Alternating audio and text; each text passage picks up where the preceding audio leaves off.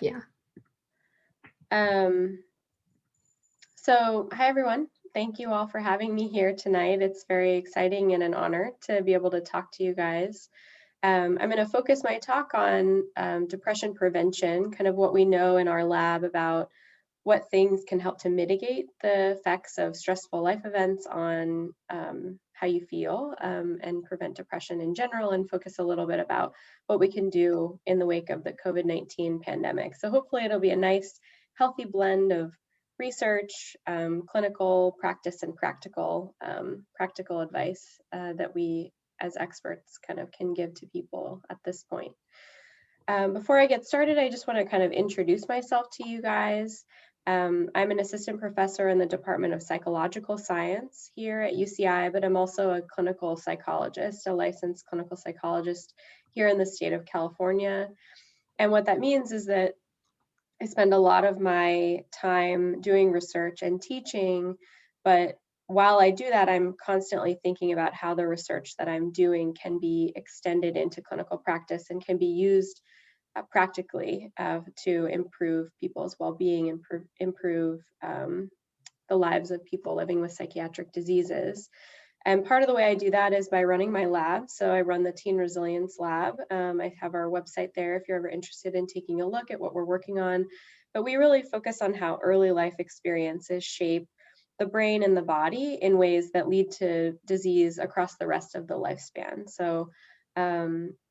So there's a lot of different types of projects that fall into that purview, but that's the main overarching idea that we focus on.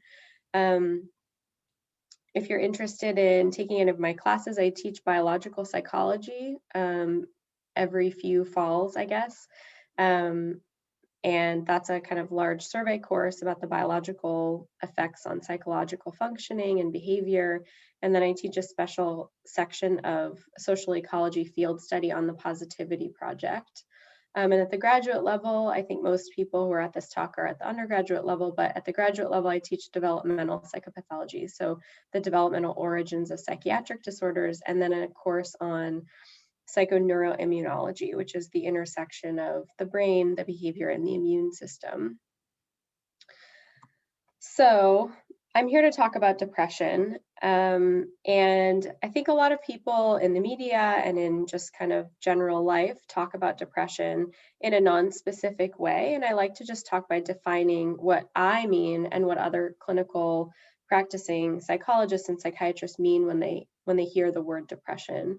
So depression is a syndrome that involves having either anhedonia, which is the inability to experience pleasure, or depressed mood, which can be kind of sadness, tearfulness, just kind of low, not very smiley looking, kind of negative affective. But in young people, what we've found over the past kind of decade or so is that depressed mood really looks more like irritability. And so a lot of people miss cases of depression because they don't think about irritability or crankiness as being part of depression symptoms, and it very much is. So in order to be diagnosed with depression, you need to either have anhedonia or depressed mood, in addition to 4 or more symptoms. And these can be very wide ranging. So sleep disturbances, difficulty concentrating, feeling worthless or guilty, changes to weight. So there are lots of different ways that you can become depressed. So a depressed person can have this constellation of symptoms, this constellation of symptoms, this constellation of symptoms. And what that creates as a challenge for clinicians is that there are lots of people with depression and they all look a little bit different, which can make it a little bit challenging. And as is the case with many diseases, that there are many paths to reaching a diagnosis, it's pretty prevalent, and a lot of people don't recognize how prevalent depression is. So this is some of the best, kind of strongest epidemiological data that we have on depression prevalence. And so we know that about 7% of individuals will experience a depressive episode in any given 12-month period. So this is really just looking at the last 12 months.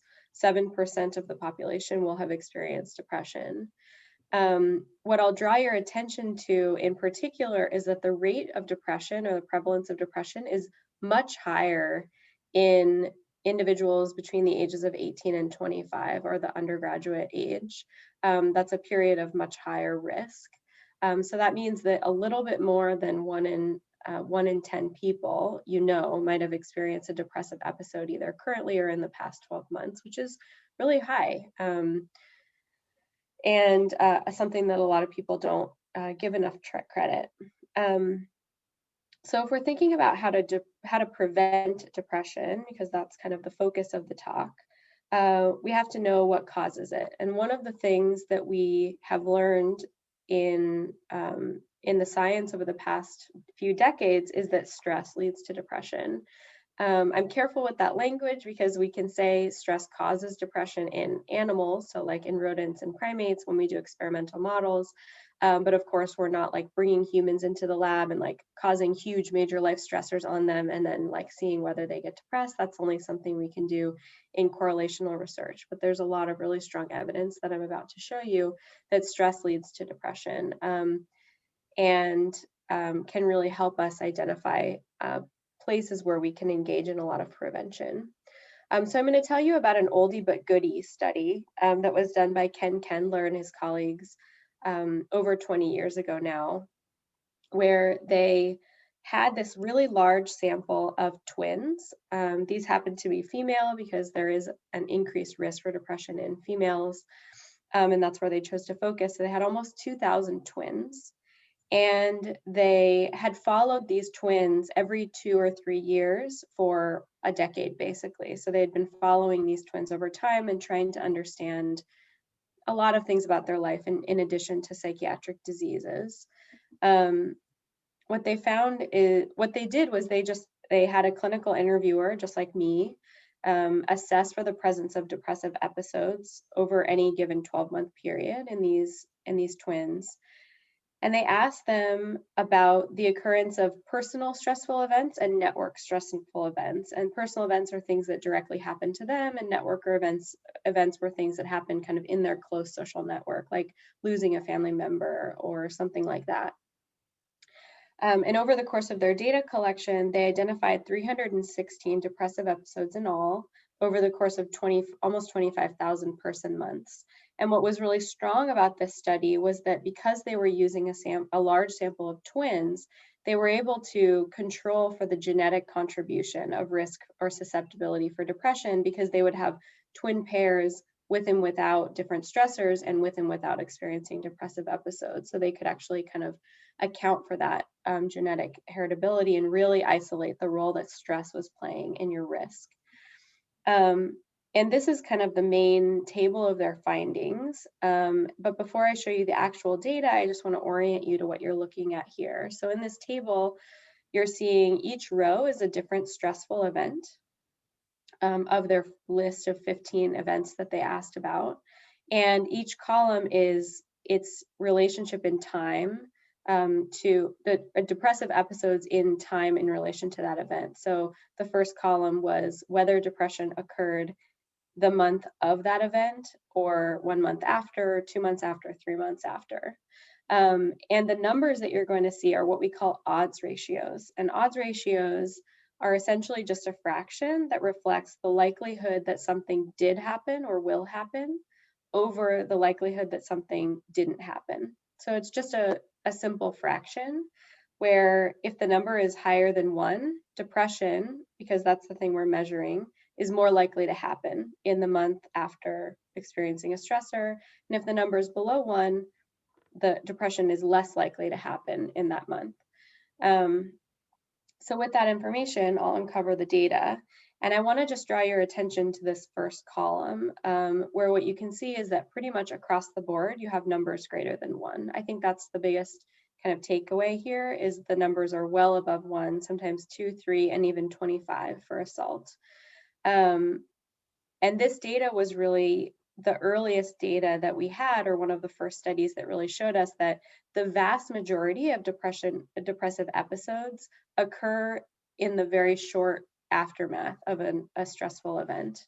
So you can see here that financial problems, there's almost a 6-fold increased likelihood of having depression in the wake of a major life event. After having housing problems, there's a sevenfold increased likelihood of having depression. Job loss, almost a fourfold increased risk. And having the death or serious illness of someone that you in your close network, there's a sixfold or an almost threefold increased risk. So these are numbers that are nothing to sneeze at. And in the last 20 years since this study and studies like it have come out, there have been hundreds of studies that have come out converging with this evidence, suggesting that whether or not stress causes depression, depression definitely follows stressful events. And that gives us a lot of opportunity to engage in prevention when we know that something is about to happen. And this is just an example of some data that we have. So those were adult twin pairs, but this is some data that I have from a longitudinal study where we had almost 200 adolescents. We followed them from age 14 to age 22 every 2 years. And what we found was that their depression symptoms tend to be higher when in the past 12 months they had 3 or more stressful life events or major life events. And these are actually in a lot of cases, not horrible things happening to you like assault. These are pretty normative things that happen to kids during that transition, like moving out of your home, because a lot of kids move out of their home when they turn 18 and go to college, for example. So it's not necessarily things that are inherently bad stressful. They can be good stressful too, but major life events in the past 12 months tend to be associated with these increases in symptoms. And one thing that's really important to keep in mind when you look at this data is that the depression scale we used in this study was the CESD, where if your score for your symptoms was 15 or higher, there's an 80% likelihood that you currently have a depressive episode going on, not just having elevated symptoms. And what you see that if you have 3 or more major life events in the past 12 months, on average, your depressive symptoms or their depression symptoms were higher than that, suggesting that more life events in the past 12 months are associated with higher symptoms. So that kind of brings me to COVID.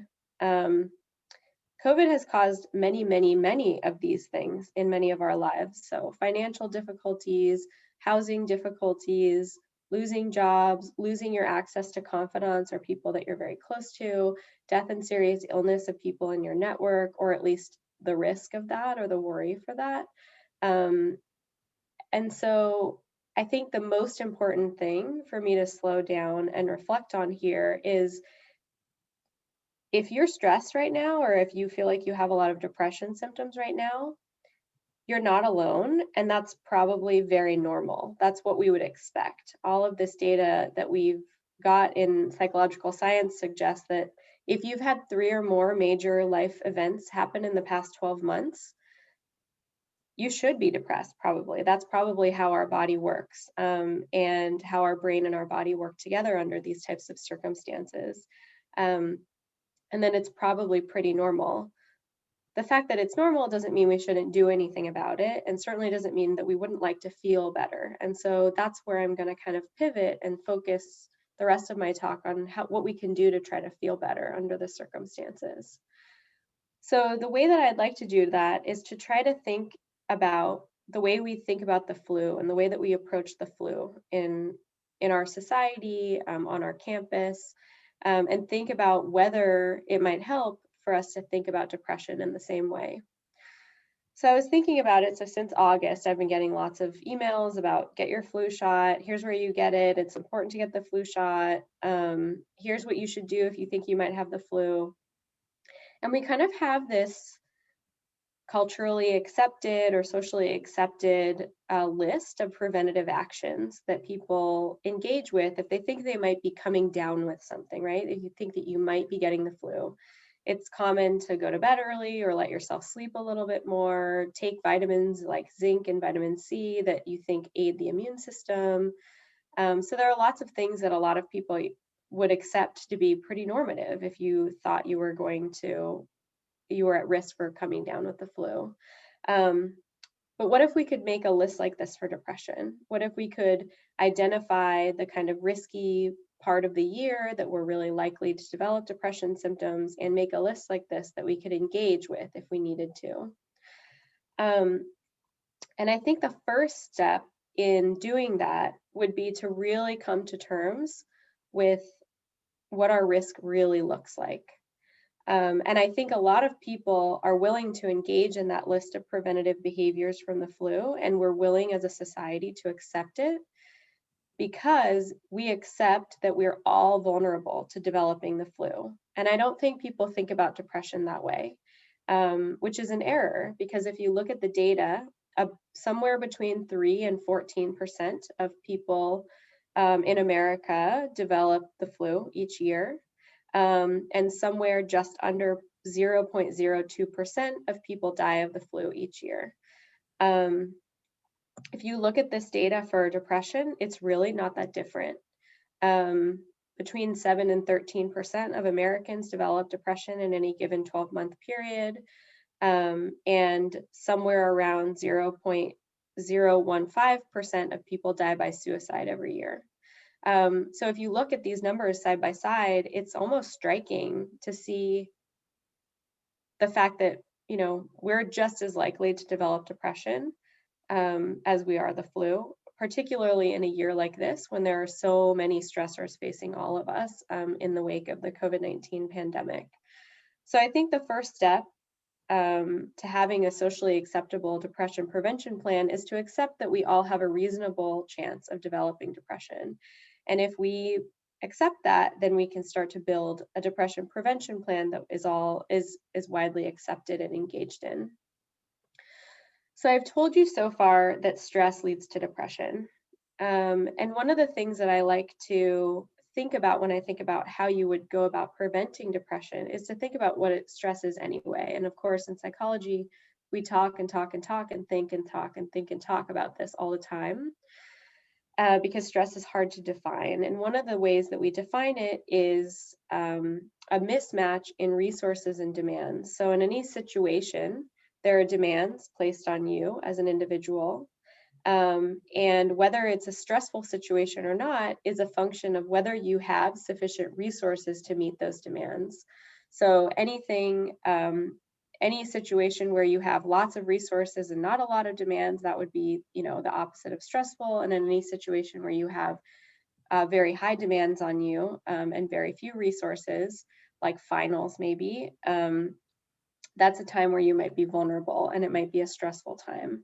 And so if we use that framework, the most obvious thing to focus on if you're thinking about prevention would be to try to think about whether resources can be modified, right? So if you're in a situation that you can't change, like the COVID-19 pandemic, and you feel like you don't have enough resources to meet the demands of that situation, you should try to find more resources. And in psychology, we've also talked ad nauseum about how to do that and what that actually looks like. And there are lots of different types of resources. There are tangible or financial resources. There are biological, psychological, and social resources. And with all of this background knowledge, some of it theoretical and some of it very data-driven, we can then start to build kind of like a decision tree, the way that the CDC focuses on things like the influenza. So this is, my important caveat is that this is really speculative. This isn't kind of intended for clinical use yet and hasn't been tested.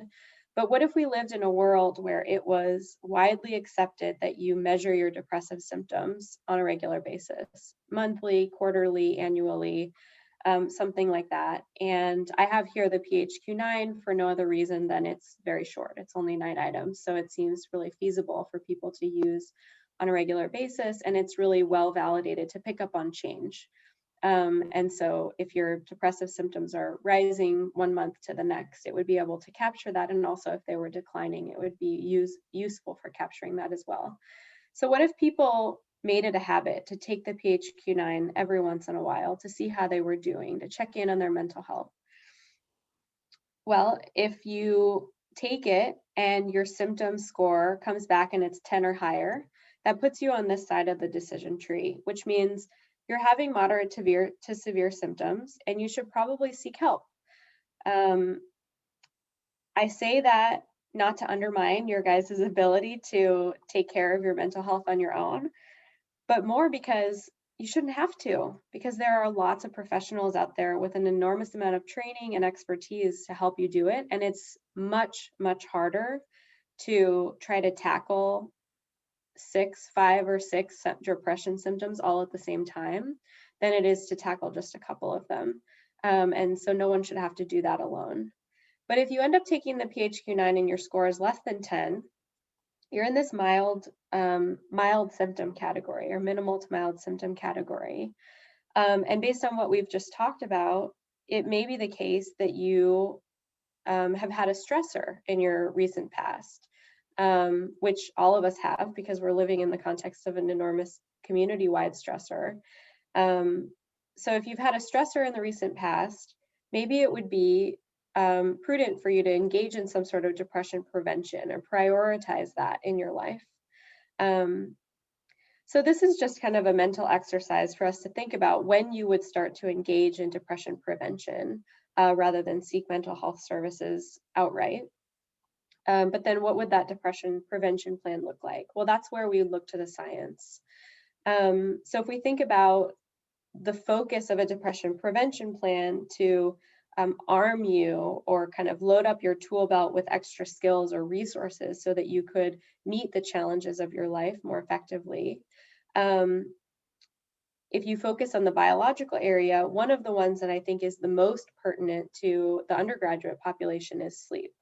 If I've learned anything in my few years as a professor here or really anywhere, it's that you guys sleep really poorly. You sleep very inconsistently. You sleep very inconsistently. Sometimes you don't sleep at all. And I don't think that's really helping you. And I recognize all the reasons why you guys don't sleep. You work so hard and you guys are all engaged in 700 different clubs and activities and jobs. And I recognize all of that. But, if you're in a situation where you find yourself on this highlighted side of the tree, maybe it's a time to take stock of building that biological resource for yourself. So I told you a few minutes ago that stress leads to depression and that the more life stressors or events you've had in the past year, the more likely your depression symptoms would be higher. What we found in this longitudinal data is that finding of risk, like more life events leading to more depression symptoms, was really specific to the people who have chronic sleep problems. So among the people in our sample who every year that we assess them have difficulty with sleep, who are sleeping really inconsistently, not sleeping very much, reporting really poor sleep quality, those are the people who when they meet a stressor are reporting more symptoms. They're more vulnerable. So another way to say that is that if you really protect your sleep and really prioritize it, you're much more likely to protect yourself and have that resource available to you to meet the demands of a situation when it faces you. So how do you do that? Of course, it's not like you can snap your fingers and just decide, I'm going to sleep better. How do you actually go about do that? And so I have two pieces of advice for you of how you would go about improving your sleep. And I recommend, if you want to try this, give yourself 7 days to just practice these two things and see if it helps you and see how your mood is doing afterwards. One is consistency. What we know about young people is that there's a bit of a binging pattern that goes on with sleep that really hurts. So there's sleeping 2 hours a night and then sleeping 12 hours a night and then sleeping 4 hours and then sleeping 14 hours. But what your brain really wants is to go to bed at the same time every night and wake up at the same time every morning and get at least 7 hours of sleep. So of course, say you have a weird schedule of classes, like one day a week you have class at 7 in the morning or something like that.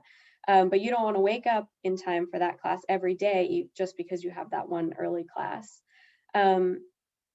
This isn't necessarily something that should change the whole culture of undergrad life, because I know that that's not necessarily realistic. But if you find yourself on that yellow side of the depression prevention plan, maybe that's something you should focus on. So find a time to go to bed at the same time every night and always give yourself 7 hours to sleep. And the consistency will really help you. And try it just for a week and see what it does for you. And then help your brain accomplish that goal. The best way you can help your brain accomplish that goal is not to get in the way of its chemistry. Caffeine gets in the way of its chemistry, and using bright light late at night, right before bed, and gets in the way of that chemistry. So implement some sort of wind down where you don't have caffeine, early before bed, and then you don't use a screen within an hour of going to bed. And again, some of this may or may not be plausible for you, but try it for 1 week. You can try anything for a week and see if it makes you feel better, because from the brain's perspective, it will definitely make you feel better. So then we get to psychological resources. I'm going to focus on 2 of them, the first of which is positive emotions. There's a long history of focus in clinical psychology on negative emotions, where we do a lot of interventions where we try to decrease negative emotions. But what we've learned lately is that actually, if you do interventions that increase positive emotions, you not only increase positive emotions, but you also decrease negative emotions. And so actually, doing things that increase positive emotions can actually have a bigger effect on your mood than just focusing on reducing negative. And so again, I told you that this pattern that we see in our data, where if in the past 12 months you've had more life stressors, you have higher depression symptoms. But the teens in our sample who are consistently reporting high positive emotions were protected from that. It was only the teenagers that consistently were reporting low positive emotions that were vulnerable to the effects of life stress, which means that if we try to practice having more positive emotions, that might protect us from stressful events on our mood. So how do we do that? That's obviously very difficult to do. Again, just like sleep, you can't snap your fingers and like, okay, I'm going to experience more positive emotions. But there are some simple things that you can do that might go a really long way, and that have been supported by quite a lot of data so far. So one of these is to just take a look at your calendar each week and take stock of whether there are days when you don't have anything in your day that gives you just a lot of joy. And if you don't, try to put like an appointment and a positive emotion appointment into your day. These don't have to be time consuming or expensive. They can be really, really simple. So from a therapeutic standpoint, we often start with like a Hershey's Kiss. Like, let's just set a timer and just enjoy the taste of this Hershey Kiss. Or some people use like their favorite sweater or something that's kind of a tactile sensation that they enjoy. Set a timer for 1 minute and just let yourself enjoy the feeling of that tactile sensation that you enjoy. And it goes a long way to just give yourself the mental space and the time to just practice feeling the pleasure of something like that.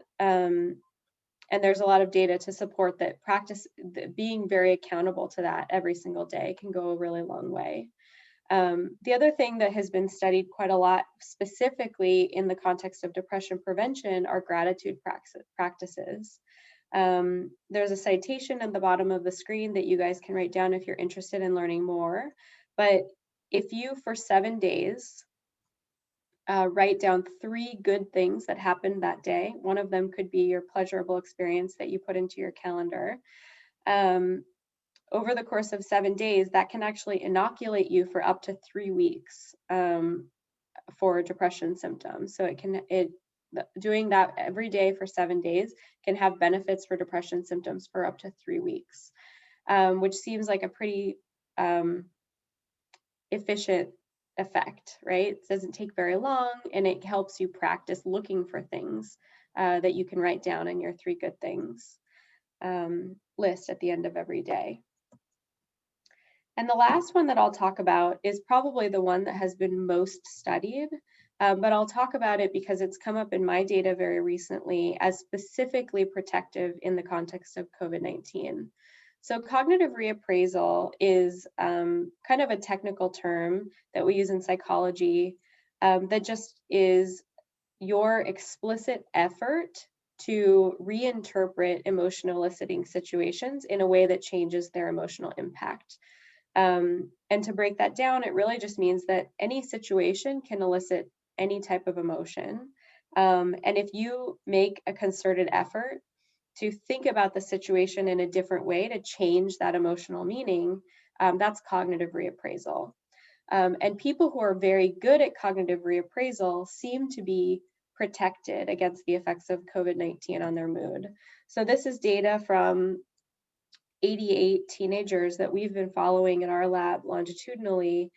And what we did was we asked them things like, do you know anyone who's gotten sick from COVID? Have you or your parents lost a job as a result of COVID? How distressed are you about the possibility of getting sick? Asking them general questions about the effect COVID has had on their life. And over the whole sample, we find that the people who report more COVID impact in their life are reporting more depression symptoms. So they seem to be generally positively related to each other. But the people who, in this black bar on the right side of the graph, are very good at cognitive reappraisal, that skill or that muscle is very strong in them, those kids seem to be protected. So no matter how much COVID-19 impact they're reporting, they're not really reporting more depression symptoms. And again, that seems to be something that we could then bolster as a resource to protect you against different stressors. So how do you do that? Well, it all comes down to CBT. CBT is one of the primary therapeutic approaches to treating depression, and it stands for cognitive behavioral therapy. And that's just a really technical term for this basic idea that your thoughts and your emotions and your behaviors all influence each other. They're constantly influencing each other every day in every situation. And cognitive reappraisal is a way of breaking that chain for the better. So one of the things that we've learned in doing tons of research on cognitive reappraisal and CBT is that when people are stressed, they engage in some pretty unhelpful patterns of thinking. And so I've put some of them on the screen here for you guys to take a look at and consider, is that when people are stressed, they tend to engage in pretty black or white thinking. They stop seeing kind of shades of gray. They start to have mental filters. I see that a lot in students where they get one bad grade and they forget about the other 100 great grades that they've gotten in a class. I see a lot of labeling where one bad thing happens and they label themselves as student or as stupid or a failure or things like that. So these are just examples of very, very common cognitive kind of ways of thinking that tend to happen when you're under stress. And in in CBT or in the skill of cognitive reappraisal, you practice breaking that chain. So if you look, for example, at the way that all of these fit together, say you do get a bad grade back, and you have the thought, oh my God, I'm going to fail this class. I'm never going to be able to complete my major. I'm never going to get a job. I'm going to be homeless. I'm never going to be employable. If you're having all of those thoughts, you're probably not feeling very good, right? You're feeling maybe frustrated, disappointed, sad, angry. And the behaviors that might follow those emotions could be that you yell at your TA, or you yell at your professor, or you get in a fight with your significant other or your parents. Or you stop studying for tests because you don't feel like it's worth it and you feel a little bit hopeless.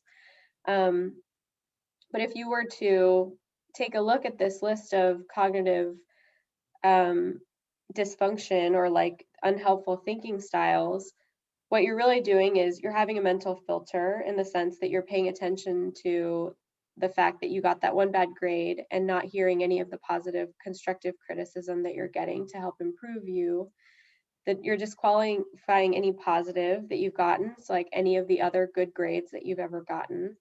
You might be labeling yourself. You're jumping to conclusions. Getting one bad grade doesn't mean you're going to fail altogether in your major or be unemployable. So what if you took that thought and you changed it to something more helpful? Like, wow, that assignment was really hard. Let me go talk to my TA about how I could prepare more thoroughly for the next exam. Or maybe I didn't sleep at all the night before that, and that contributed to me not being able to perform as well. Maybe if you had thoughts that were more forward thinking about, okay, how do I avoid this from happening next time? The truth is that you might still feel negative, right? But you might not feel hopeless. You might feel a little bit better than you would have if you had some of the first thoughts that we brainstormed about. And maybe you would have been feeling like discouraged, but hopeful. And maybe that behavior might lead you to talk to your TA and develop a relationship with them and learn about their research, and then maybe join the lab that they work in. And then that actually connects you with a professor so that you get this great letter of recommendation. So it can go in a lot of different ways. But the goal is always to find ways to think about a situation in a way that makes you feel a little bit better than one of these unhelpful thinking styles led you to feel in the first place. So I'm at about 40 minutes, and I want to make sure that I'm here to hear your guys' thoughts and reactions and questions that you have for me. But I just want to kind of close with some summarizing thoughts. The first is stress leads to depression. It's not weakness. It's not being, in some way like worthy of stigma. If there are stressors in the world, stressors in your life, the stress is what led to it. And it's normal. If you develop depression after a stressor, you're human. We're all susceptible to depression, particularly right now, when there's so much uncertainty and so much going on in the world that changes what we thought we could rely on, what we thought we could predict. And now that if we accept those two ideas, we can then start to build more resources and focus on building resources for ourselves. So the three that I've found in my data to be really compelling, that I think are really relevant to undergraduates, is prioritizing your sleep. You're not doing yourself a service by trying to fit more in the day. So prioritize sleep consistency above everything else. Try to schedule positive affect into your daily lives. I remember, COVID-19 and the precautions related to slowing the spread of the virus have caused a lot of those types of things to be taken away from us. So it's going to take a little bit of work on our part to build them back into our lives in a way that's safe. I remember I used to hear, I'm not sure what club it was, but outside of my office in the evenings, there would be these like dance clubs practicing outside of my office. And I remember always hearing cool new music I'd never heard before. And that was really a source of kind of joy and enjoyment. But I don't hear that anymore. And so now I have to remind myself to like spend a few minutes like listening to fun dance music that I wouldn't have normally heard. And it takes a little bit of work in reminding myself, but it was a small part of my day that now that I recognize it, I can build it back in.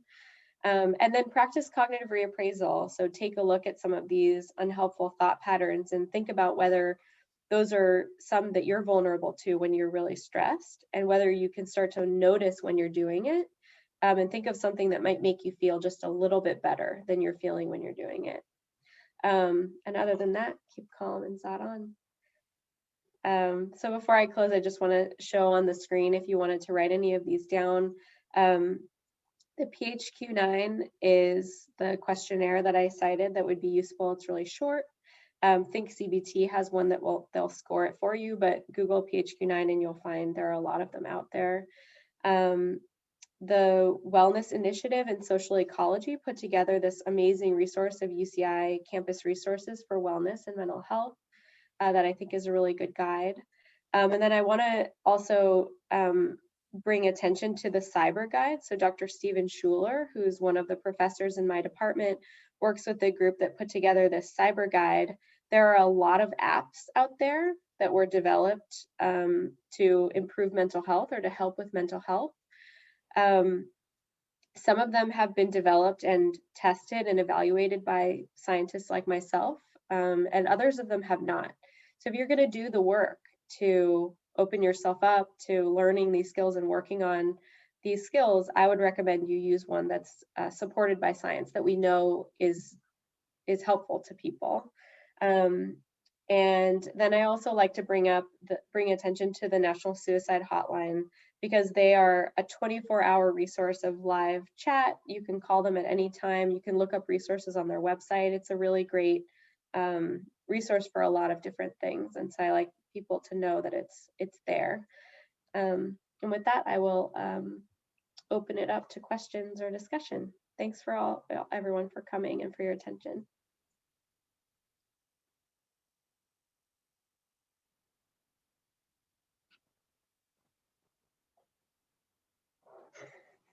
Thank you so much for being here.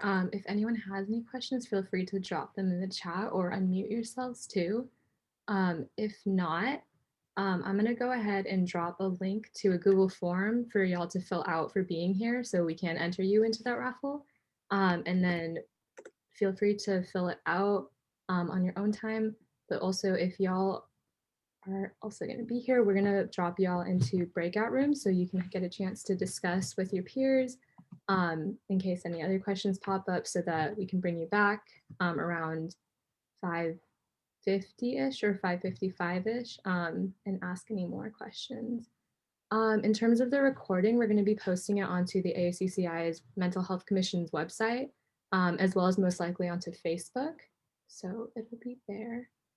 I'm going to go ahead and pause or stop the recording. And